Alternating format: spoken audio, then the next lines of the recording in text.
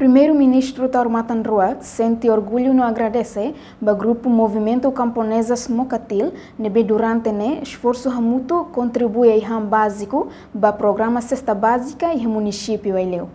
Primeiro-ministro Taurumatan Ruak hatu idane banhira acompanha o ministro Obras Público Abel Pires da Silva visita facilidade grupo Mocatil Liu e a agricultura integrado e a município Eleu quinta-feira loron rua fulang março tinangne.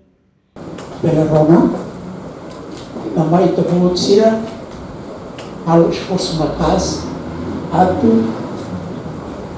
foi minha contribuição para o programa por que governo, oitavo governo Halo, marca Cesta Básica.